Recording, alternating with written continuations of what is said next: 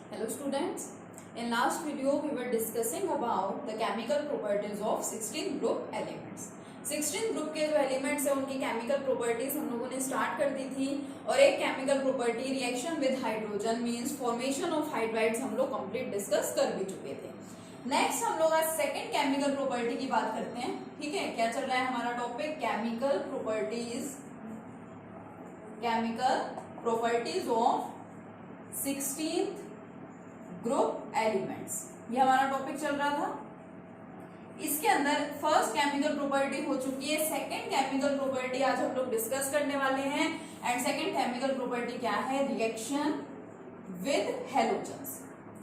जैसे हमारे 15 ग्रुप के एलिमेंट्स थे वो हैलोजन्स के साथ रिएक्ट करके हैलाइड्स की फॉर्मेशन कर रहे थे, सिमिलरली 16 ग्रुप एलिमेंट्स भी हैलोजन्स के साथ रिएक्शन करके हैलाइड्स की फॉर्मेशन करते हैं। तो रिएक्शन विद हैलोजन्स बोल दीजिए या इसी को आप लोग क्या बोल सकते हैं? Formation of halides. ठीक है, तो फॉर्मेशन ऑफ हैलाइड्स हम लोगों को यहाँ पे देखना है कि जो हमारे 16 ग्रुप एलिमेंट्स है वो किन किन डिफरेंट टाइप के हैलाइड्स की फॉर्मेशन कर सकते हैं। सबसे पहले जो मेन टाइप के हैलाइड्स हैं जो 16 ग्रुप एलिमेंट्स फॉर्म करते हैं, फर्स्ट उसमें कौन सा है? Tetra halides. कौन से बनाएंगे वो? Tetra halides. Tetra means 4, halides means halogen atom. जो हमारे 16 ग्रुप के एलिमेंट्स हैं उसके साथ 4 हैलोजन एटम प्रेजेंट जहां पे होंगे उसको हम लोग क्या बोल देंगे? Tetra halides. ठीक है, फॉर एग्जाम्पल जैसे आप लोग सल्फर की बात करते हैं, मोस्ट कॉमनली जो टेट्रा हैलाइड्स बनते हैं, हैलाइड्स का मतलब कि हैलोजन साथ में प्रेजेंट है। तो हैलोजन तो आपके फ्लोरीन है, क्लोरीन है, ब्रोमीन है एंड आयोडीन है।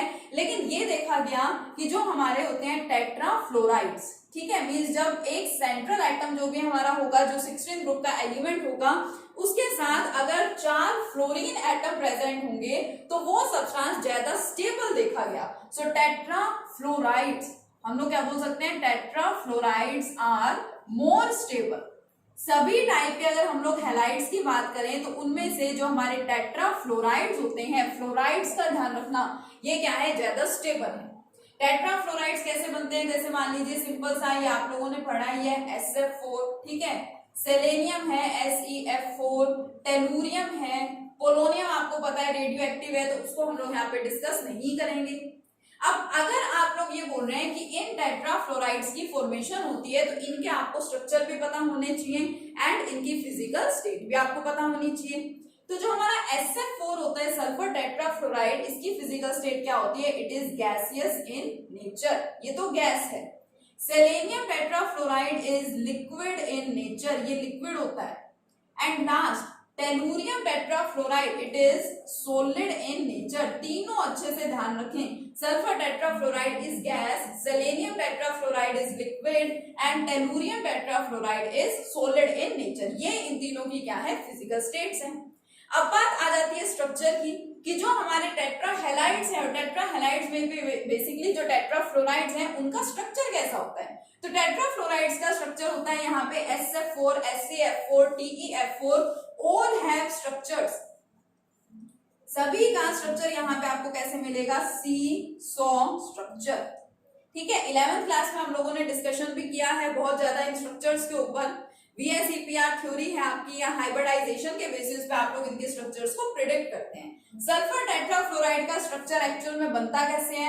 आप हाइब्रिडाइजेशन के बेसिस पे फाइंड आउट करना चाहिए, हाइब्रिडाइजेशन के बेस पे फाइंड आउट कर लो। VSEPR थ्योरी के बेसिस पे फाइंड करना चाहे तो उस थ्योरी के बेसिस पे फाइंड कर लो, कुछ फर्क नहीं पड़ता।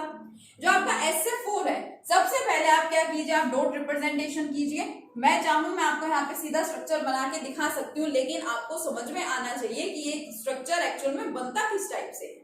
सल्फर है, सल्फर के आउटर मोस्ट शेल में कितने इलेक्ट्रॉन्स है? 6 electrons. Sulphur has atomic number 16, तो 1 2 3 4 5 and 6।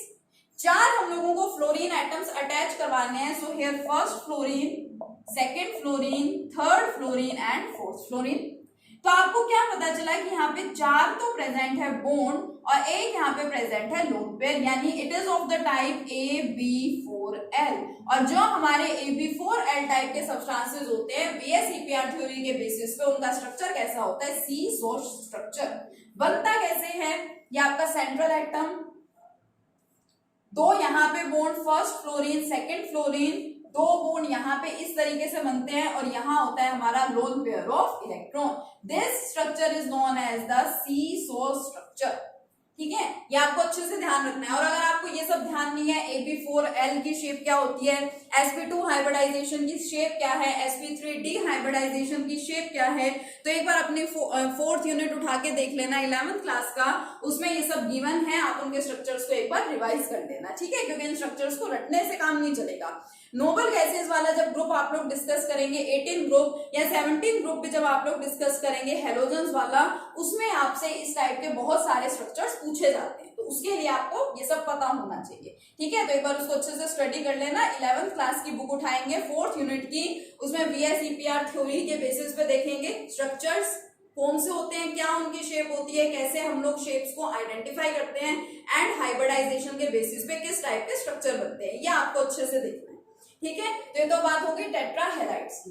टेट्राहेलाइड्स means 4 halogen atom central atom के साथ प्रेजेंट होंगे, जनरली यही बनते हैं, ऑक्सीजन नहीं बनाता है। टेट्राहेलाइड मींस टेट्राफ्लोराइड की फॉर्मेशन ऑक्सीजन नहीं करता है, पोलोनियम भी नहीं करता है, पोलोनियम रेडियो एक्टिव है तो हम उसको यहाँ पे शो नहीं करते। फिर इनकी फिजिकल स्टेट्स आपको ध्यान रखनी है। फर्स्ट वाला गैस जो सल्फर टेट्राफ्लोराइड है, क्योंकि टेट्राफ्लोराइड्स ही क्या देखे गए सबसे ज्यादा स्टेबल है। ठीक है, तो इसमें जो आपका SF4 है it is gaseous in nature, SeF4 is liquid in nature and TeF4 is solid in nature. इनको आपको ध्यान रखना है अच्छे से। शेप एंड स्ट्रक्चर ध्यान रखिए, स्ट्रक्चर इसका कैसा होता है, सीसो। ठीक है, इस तरह से बनता है, ये आपको पता होना चाहिए। ठीक है, अब बात करते हैं कि जो हमारे टेट्राहेलाइड्स हैं, टेट्राहेलाइड्स में यहाँ पे बोल रही हूँ, सो इस चीज को ध्यान रखना कि मैं टेट्राफ्लोराइड्स की ही बात कर रही हूँ, क्योंकि जब हमने यहाँ बोल दिया कि टेट्राफ्लोराइड्स ज्यादा स्टेबल है, इट मीन टेट्राफ्लोराइड्स ही बनते हैं, तो टेट्राफ्लोराइड्स की ही हम लोग बात करेंगे। अब जो हमारे टेट्राफ्लोराइड्स हैं, अब उनका कुछ नेचर भी तो होगा ना, एक उसकी फिजिकल स्टेट की हम लोग यहाँ पे बात कर चुके, उसके अलावा हो सकता है उसका एसिडिक नेचर हो या हो सकता है उसका बेसिक नेचर हो। तो जो भी हमारे टेट्राफ्लोराइड्स होते हैं दे शो बेसिक, उनका बेसिक नेचर भी होता है as well as acidic nature. जितने भी हमारे टेट्राफ्लोराइड्स हैं, टेट्राहेलाइड्स हैं, उनका नेचर कैसा होता है, बेसिक भी होता है और साथ ही में उनका एसिडिक नेचर भी होता है। क्यों बेसिक नेचर कब होगा, ये आपको साफ साफ दिखाई दे रहा है, इसके पास लोन पेयर ऑफ इलेक्ट्रॉन है and loan pair of electrons जिनके पास प्रेजेंट होते हैं लेविस कंसेप्ट के अकॉर्डिंगली हम लोग उनको क्या बोलते हैं, बेसिस बोलते हैं। So it is base. Acid क्यों, क्योंकि देखिए सल्फर यहाँ पे सेंट्रल एटम है, इसके पास क्या है, इसके पास वैकेंट डी ऑर्बिटल होता है, तो ये अपना जो ऑक्टेट है उसको क्या कर सकता है, एक्सपेंड कर सकता है, इस वजह से ये एसिडिक नेचर भी शो करता है। तभी मैंने आपको बोला कि ऑक्सीजन का जो केस है, ऑक्सीजन के पास डी ऑर्बिटल प्रेजेंट नहीं होता, लेकिन यहाँ पे जो ऑक्सीजन है वो टेट्राफ्लोराइड बना ही नहीं रहा है। ठीक है, क्यों नहीं बना रहा, क्योंकि उसका साइज स्मॉल है और काफी सारे डिफरेंट फैक्टर्स आ जाते हैं, एंथैल्पी की हम लोग बात करते हैं, तो ऑक्सीजन यहाँ पे टेट्राफ्लोराइड की फॉर्मेशन नहीं करता है। ठीक है, इस कंसेप्ट को अच्छे से ध्यान रखेंगे। तो हमने यहाँ पे देखा कि जो हमारे टेट्राफ्लोराइड्स हैं उनका एसिडिक नेचर भी होता है और उनका बेसिक नेचर भी होता है। अब अगर हमें इसी कंसेप्ट को किसी स्ट्रक्चर की या किसी एग्जांपल की हेल्प से एक्सप्लेन करना पड़े तो हम लोग उसको कैसे एक्सप्लेन करेंगे, देखिए मान लीजिए हमारे पास में सल्फर टेट्राफ्लोराइड है and it reacts with boron trifluoride. ये एग्जांपल हम लोग 11th क्लास में भी बहुत डिस्कस करते थे इलेक्ट्रॉन डेफिशिएंट कंपाउंड की टर्म्स में। ठीक है, या हम लोग जब कोऑर्डिनेट बॉन्ड्स बनाने सीखते थे तो हम लोग एक एग्जांपल पढ़ा करते थे अमोनिया विद BF3। उसमें ये सब्सटेंस आपका इलेक्ट्रॉन डेफिशिएंट होता था, अमोनिया के पास लोन पेयर ऑफ इलेक्ट्रॉन होते थे। यहाँ पे आपका सेम कंसेप्ट है, सल्फर के पास यहाँ पे लोन पेयर ऑफ इलेक्ट्रॉन है और बोरोन के पास इलेक्ट्रॉन्स की कमी है, इट इज इलेक्ट्रॉन डेफिशिएंट। आप इसकी लेविस रिप्रेजेंटेशन करके देखिए, आपको पता चल जाएगा कि इस सेंट्रल एटम का ऑक्टेट कंप्लीट नहीं हुआ है, यहाँ पे इलेक्ट्रॉन की कमी है। तो हम लोग क्या बोल सकते हैं कि अगर यहाँ पे सल्फर टेट्राफ्लोराइड बेस की तरह से एक्ट कर रहा है तो ये किसके साथ रिएक्शन शो करेगा, एसिड के साथ। ठीक है, और ये दोनों आपस में कंबाइन होकर के बॉन्ड बना लेते हैं, किस तरीके से हम उसको शो कर सकते हैं, SF4। सिंपली ऐसे भी लिख दिया जाता है SF4 एंड BF3। इस तरह से भी आप दिखा सकते हैं, क्योंकि जो आपका स्ट्रेट एरो है वो रिप्रेजेंट इसको करता है कोऑर्डिनेट बॉन्ड को। इट मींस हमने यहाँ पे शो किया कि इन दोनों में कोऑर्डिनेट बॉन्ड की फॉर्मेशन हो गई यहाँ पे। अब दूसरा, अगर हमारा SF4, सिर्फ SF4 की बात यहाँ पे नहीं कर रहे, टेट्राफ्लोराइड्स की बात कर रहे हैं, चाहे आप ये भी ले लीजिए या ये ले सकते हैं, कुछ भी। अगर आपका टेट्राफ्लोराइड एक्ट कर रहा है एज एसिड, यानी कि वो अपने ऑक्टेट को एक्सपेंड कर सकता है, ठीक है, तो SF4 मान लीजिए अगर एसिड की तरह से एक्ट कर रहा है तो वो बेस के साथ रिएक्शन शो करेगा। मान लीजिए मेरे पास बेस यहाँ पे कौन है, F negative. Negatively charge species आप लोगों को पता है क्या होती हैं, बेसिस होते हैं, ठीक है। 2 यहाँ पे फ्लोराइड आयन लेते हैं तो देखिए यहाँ फॉर्मेशन किसकी हो जाती है, आपके पास सल्फर एटम है और साथ में 4 फ्लोरीन एटम्स यहाँ पे प्रेजेंट है, ठीक है। सल्फर के साथ 4 फ्लोरीन है और यहाँ पे 2 फ्लोराइड आयंस है, कंबाइन कर दीजिए सभी फ्लोरीन को तो SF6, 4 फ्लोरीन पहले थे, 2 फ्लोरीन और आ गए, ठीक है, SF6 और ऊपर चार्ज क्या रह गया यहाँ पे, नेगेटिव चार्ज, ठीक है। तो अगर यहाँ पे SF4 एज एसिड एक्ट कर रहा है तो वो इस तरीके से बेस के साथ भी रिएक्शन शो करता है और जो चार्ज है वो चार्ज आ जाएगा। देखिए अब 2 यहाँ पे 2 नेगेटिव है, मतलब कि 2 फ्लोराइड आयंस प्रेजेंट है, तो यहाँ पे चार्ज कैसा आ जाएगा, 2 नेगेटिव। तो इस तरीके से ये कंसेप्ट आपको टेट्राफ्लोराइड्स के केस में ध्यान रखना है। फर्स्ट पॉइंट, कौन कौन टेट्रा हैलाइड्स बनाता है, टेट्राफ्लोराइड्स ही ज्यादा स्टेबल होते हैं, ये हमें ध्यान रखना है। इनकी फिजिकल स्टेट्स हमें ध्यान रखनी है और एक पॉइंट हमें ये याद रखना है कि जो हमारे टेट्राफ्लोराइड्स होते हैं they can act as acids as well as bases, they have basic nature as well as they have acidic nature. एक बात और आती है छोटी सी, इनके हाइड्रोलाइसिस की। अगर हम लोग इसकी हाइड्रोलाइसिस कराना चाहें तो क्या होगा, मान लो मेरे पास सिंपल सा यहाँ पे कौन है, SF4। हाइड्रोलाइसिस का मतलब रिएक्शन विद वाटर।